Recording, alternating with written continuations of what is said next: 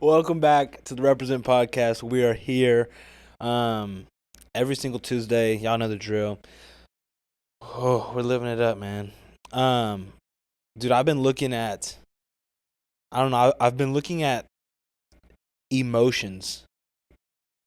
And, because my big thing is I want to kind of implement Bible into people's emotions. Like, find out why you're feeling a certain way. What does the Bible say about this? Or how can we fix this? What is the proper way to emote? What is the proper way to handle these situations? Um, and it's been real interesting. And that takes you into feelings. And that takes you into actions and how we act and things like that. And it's just been kind of like a loophole of, I don't know. It's been an interesting thing to kind of look into the human brain, not from a scientific point of view, but from a biblical point of view. And basically, the biggest way that you can do that is see, what did Jesus do while he was human? How did he handle situations where, oh man, that would have triggered me, or that would have made me mad, or that would have like really upset me? Or how would Jesus handle these situations that usually for us we would take in a different way? And it's very interesting. And just looking at that, I really understood, and I think we've talked about it on here before, but the idea of calling over comfort, and the idea that like you are called from God to do his work regardless of your feelings. And we're going to go into a little bit of that later because we have talked about that before. But just really digging in on that is like, Jesus felt emotions.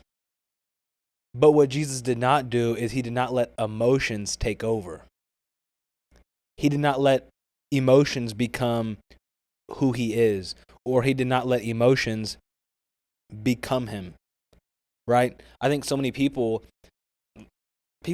there's a lot of good people who simply cannot handle emotions and end up doing stupid things. There's a lot of people who are in jail and in prisons right now for like crazy crimes because they did something out of stupidity while they were angry, right? And it's like we can't handle emotions. And some people think, oh man, those emotions, man, can't be having those. And it's like, well, you can have emotions, but you can't act in certain ways because of your emotions, right? And it's the idea that like it is not a sin to be sad. It's not a sin to be mad or angry. It's not a sin to be happy. It's not a sin to do these things, but to let it go any further, that's whenever it becomes wrong, right? Like, it's not a sin to be sad or to be feeling like overwhelmed. Like we see Jesus even crying whenever Lazarus died, right? Jesus wept, shortest verse in the Bible. If you need to memorize a verse, Jesus wept. That's the go-to verse. But being sad's not bad, but living a life full of depression and anxiety, that's the problem, right?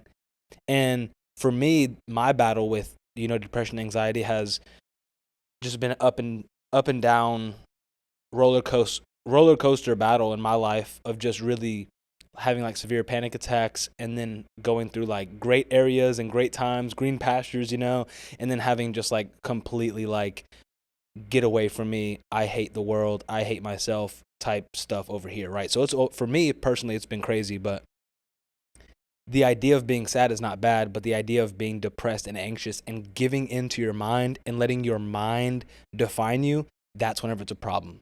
Just like being mad or being angry, like we see Jesus, he felt these emotions. He felt anger. We see that whenever he's flipping tables in the church, right? We see whenever he's feeling this anger, and that was good because it was coming from a good place, because he knew what they were doing was wrong and it was against what God wanted and all this different stuff.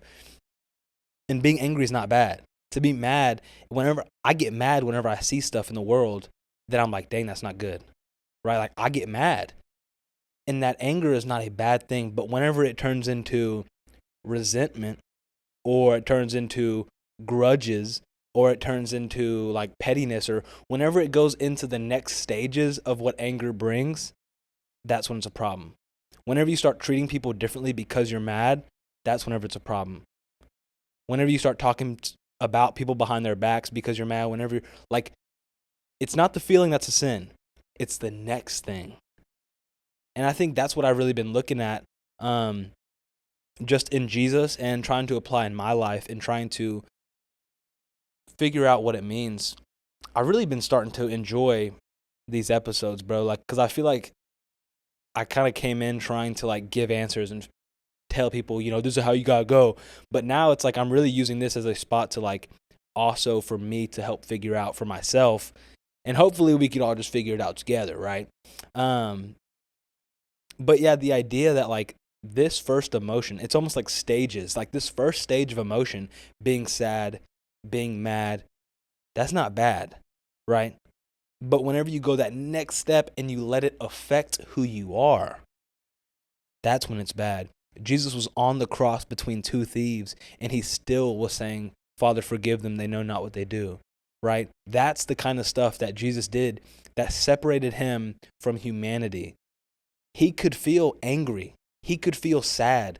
That first level of emotion, that's fine. But he was not going to go a step further, and he was not going to spit on them, or he was not going to start yelling at them and, like, cussing them out or getting angry. He was not going to do that. Because being mad at the situation is fine. But acting out in a way that's not pleasing to God, even though you're mad, that's a sin. And the way Jesus did these things was just so beautiful, in the way that the world treated him in such a poor way, and yet he felt full emotions like human beings. He would not show it on his actions in a sinful matter. And I was thinking about this for our life, and just, you know, just in everyday life, about feelings and actions and even thoughts, right? You cannot control your feelings. You can't. You cannot control whether you're sad or you're mad or you're angry or you're happy. You cannot control these things. But if I'm mad and I come home mad, and let's say I have a wife and I have kids, I can control how I act. I can control me coming home and be like, no, don't talk to me. No, I'm going to go by myself. Like, leave me alone. I'm in a bad mood. Or I can control coming home, and rather than doing that, coming home and saying, what's up, guys? How we doing? You know, like, what's going on? Or if I'm sad, I can control my mind and my thoughts. Being sad is not the problem, but being sad and then just giving into your thoughts, saying, like, man, I messed up. Man, I'm bad. I'm worthless, man. This is, like, I'm never going to do anything in my life. I'm dead. Like, that's whenever it's a problem. The emotion you cannot control. But after the emotion, you can control your thoughts and you can control your actions. If I am mad at you, that's not the problem. But if I'm mad at you and then come over there and pimp slap you, that's then a problem, okay? Don't pimp slap people unless you're doing it for the gospel of Jesus Christ. Amen. But yeah, like, ooh, that Coke Zero was busting, bro. No way I just said that. Strike that from the record. I am sorry. I don't know. It's cool breaking this down. Feelings, that's not the problem. What comes after that, based on what you do off of those feelings, is whether it becomes a problem or not. Just like being anxious and falling into, like, depression. Like, dude, these are natural brain things that happen once you really give your mind a chance to do it. And bro, I battle every day fighting these battles of, like, how do you not fall into anxious thoughts? How do you not fall into, like, depression states or whatever? Like, dealing with that every day is tough, but it's the idea, like, hey, you may feel weird in this season. You can't control that feeling, but you can control giving it power.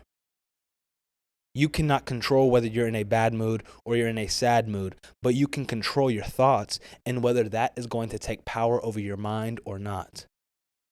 Some of us are feeling sad and some of us are feeling gloomy or down. And because of that, we then lay in our bed for 5-6 hours a day just thinking and just letting our mind race and run, saying, no, you're not good enough, man. We're never going to finish this. And you're just talking down on yourself. And that is whenever it becomes a problem. But whenever you think Whenever you have these feelings or these emotions of like sad or gloom, you need to go straight to the Father. You need to go straight to God, and you need to handle business with the one who made you and the one who says that you are fearfully and wonderfully made. You need to do business with Jesus Christ, who came down and died for you. Even though you're broken, he sees something in you that you can then bring change to the people around you and to yourself because of him.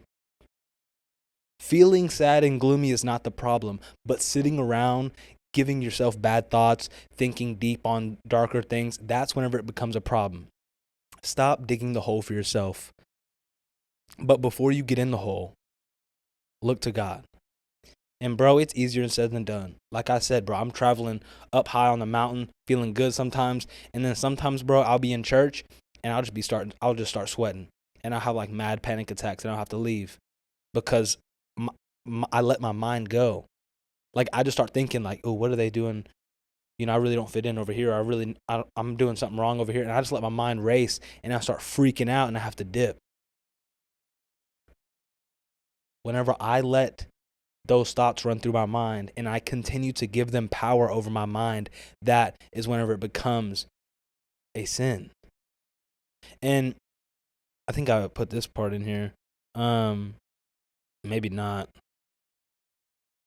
Yeah, maybe not. But your feelings, you can't control those. You can't control your feelings. You can't control what you feel today, tomorrow. You just can't.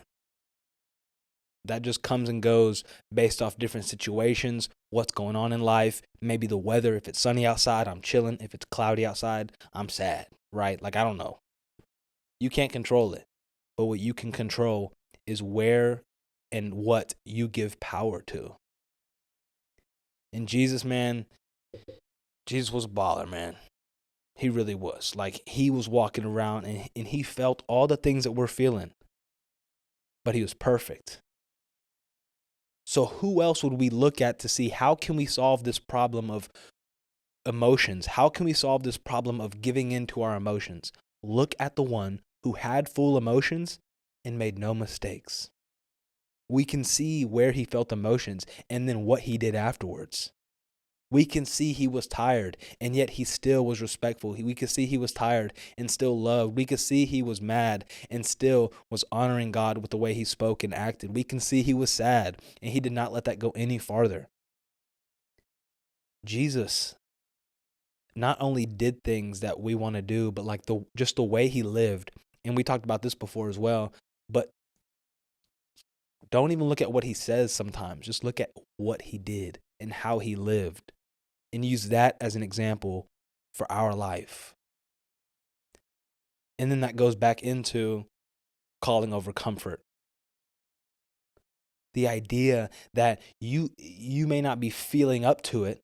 You may not be feeling good today, but it doesn't matter how you feel because you cannot control your emotions, but you can control your actions. Well, I'm really not feeling like evangelizing today, even though God has put me in a position to do so. It doesn't matter how you feel, bro. It matters what you do. And if you let your feelings, because you feel down or because you're just not feeling it, because you feel that way, and you let that dictate whether you're going to do it something or not, that's when it's a problem. You have to be the final say in your mind. Well, I feel like Dookie today, but I'm still going to go do that because I need to do it. Your calling is greater than your comfort, bro. You think Jesus woke up every single day just like, let's go. I can't wait to hang out with my clown disciples today and teach them something that is very easy, but they will not understand. Let's go. Like, bro, there were some days that were probably tough. But he knew that his calling here on earth was greater than whatever he was feeling. And the thing that Jesus said, or the thing that Jesus saw, Jesus saw the finish line. He saw the goal, the destination, which is heaven. And he knew, I'm feeling like crap right now. I'm feeling not great right now, but it doesn't matter because if I keep on working, I will help other people get to where I'm going. There is a kingdom waiting for you. Let me help you get there. But you can't do that if you are letting your emotions take charge of your mind. People we have such gifted people, such people who are filled with the Spirit, and so many different spiritual gifts here and there, and people who just have something inside of them. But your work ethic, your want just isn't there. Your drive to help people isn't there. And it's like a waste of goods. It's just a waste. You have so many good things inside of you. You have a gift inside of you, and you're just like not using it for anything. It's like, we may have talked about this, but if you go to a foreign country, right? We go to Ghana every year. You're in Ghana and you see a bunch of little kids running around and they're clearly starving. Okay? Clearly very skinny, very hungry, have not eaten in whatever amount of time. Let's say I have a sandwich in my bag. What kind of monster would I be to not give them a sandwich? Or at least offer a bite, right? I'm good. I'm chilling. I don't need it. They clearly need it. You would give them a sandwich, right? Now, we live in a world of people who are starving for something fulfilling, starving for something good, starving for what the only thing can fill it up is Jesus Christ. And you have it in you. And you are letting your emotions, the fact that you're tired, or you work 2 jobs, or you do blah, blah, blah, whatever it is, I just can't do it today. I'm really got to catch up on my rest. God is your rest. Once you start doing God's work, he will give you some rest. But he ain't going to give you laziness. But you're letting your feelings and your emotions keep you from giving what God gave you. Keep you from giving a word to somebody. Keep you from giving prayer to somebody. Keep you from going to that small group you're supposed to be at. Or go lead this Bible study. Or go lead in this area. Or go do these things for evangelism. Like whatever it may be. For everybody it looks different. But your feelings are not controllable. Your actions and your thoughts are. Most homeless people and business owners at one point had the same mindset. Let's go make money. That's everybody's mindset. At one point, hey, you're in school, you're doing school. After school, what are you going to do? I don't know. I need a job to go make money. Homeless people and entrepreneur billionaires, they have the same mindset coming up. Okay? Go to school, go get a job, make money, go from there. But at some point, one of those two people stopped. Obviously, instead of, the homeless people who were dealing with like mental illness or whatever. But at some point, one of those people decided, hey, I can get more with this and I can go to the top and keep growing and make money and make money and make money. And one of them, nah. You know how many people I've talked to who aren't doing anything with their life? Like straight just bumming around. And they have the ideas. You can talk to them. They have ideas and they have things, but they do not have a desire or a work ethic to do it. But you see these business owners who have the ideas, but they also have the work ethic. God has put it inside of you. You just have to have the want. And you know what? You don't even have to have the want. You just have to have the obedience.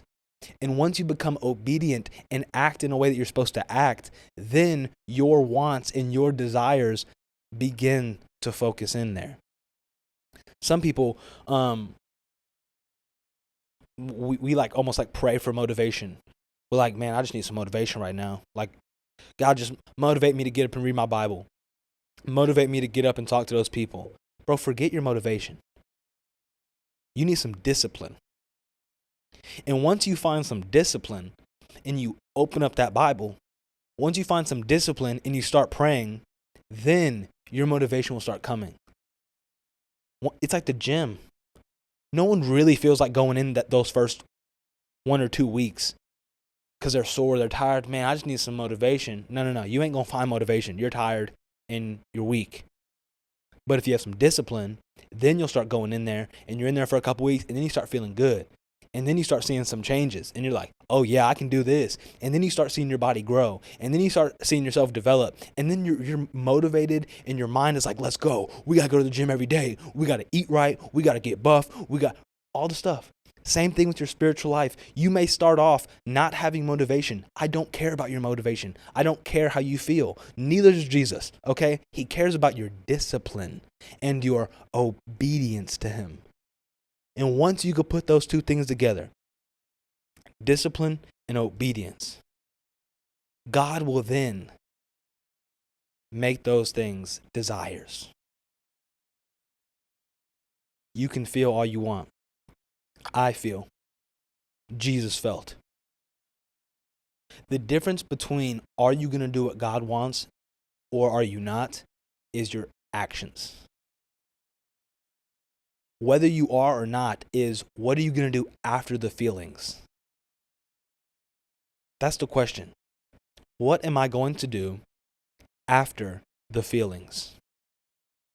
Well, I just feel tired. Cool. Get up and go make disciples. Well, I'm just sad right now. Cool.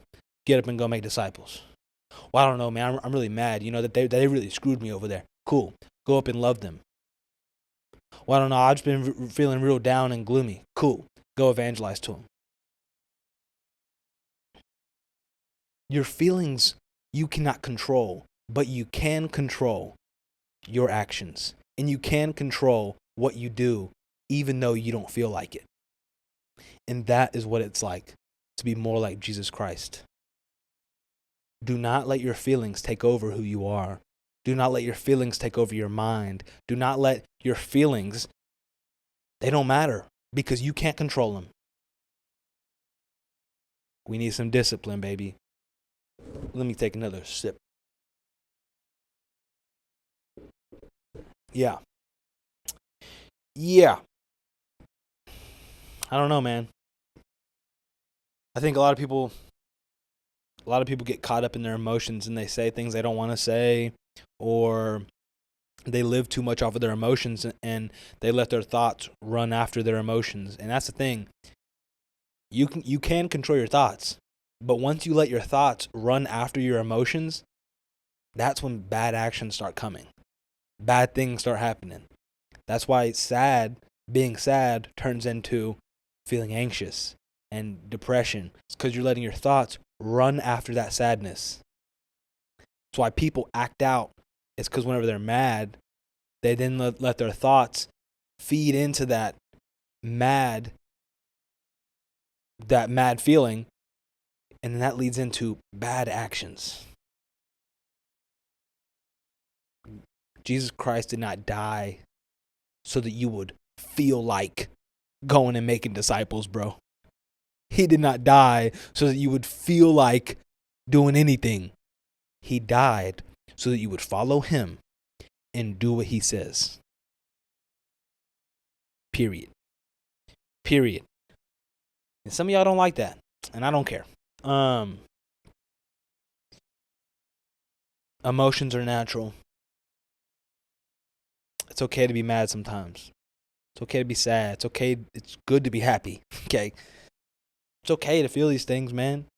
But stop acting weak. Stop acting like you can't control it. Stop acting like it gets the best of you. Let's go. Control your emotions. Control your actions. Control your thoughts. You got this. Most people want the same thing.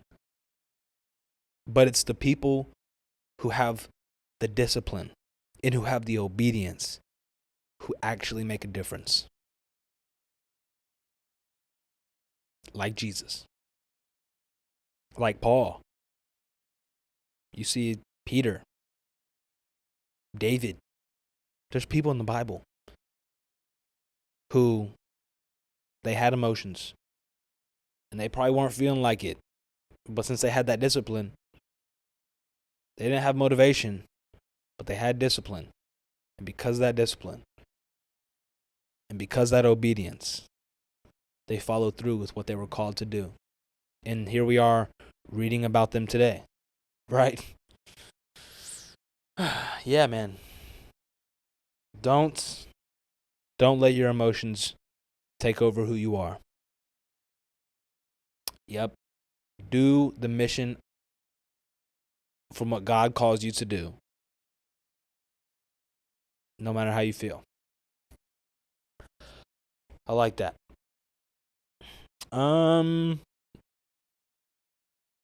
Shoot, I don't know. See, I'm still trying to process it all. I'm still trying to figure it all out in my brain right now. I don't know. To me, that just makes sense. It's like levels, okay? Your emotions, the first level. You cannot control what happens. You cannot control how you feel in certain situations. Certain things make you sad. Certain things make you mad. Certain things make you happy. You can't control that. That's the first level. Ain't nobody care about that level. But what I care about is that second level, which is your thoughts. You can control your thoughts. And if you're feeling mad in your thoughts, you allow your thoughts to give in to being mad, that's when it causes problems. If you're feeling sad and you let your thoughts give in to you being sad, then it causes anxiousness and depression and stuff like that. That's a problem. But you have your feelings, you have your thoughts. If you can control your thoughts, have a positive mindset even though you're feeling bad. Have disciplined thoughts. Saying, hey, we got to get to work no matter how I feel right now. We got to do this thing. Having disciplined thoughts. Then that third level of your actions will pay off.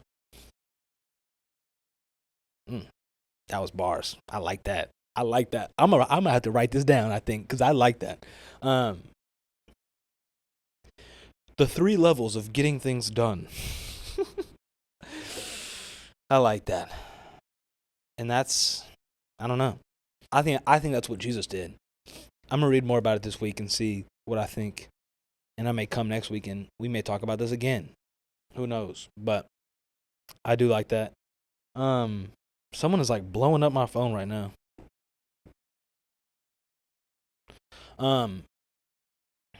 Yeah, I like that. Represent podcast, man. I mean, I don't know what else to say about it. How you gonna represent Christ if you're living based off your feelings? To represent Christ, you have to have discipline and obedience to take action. Y'all don't even know.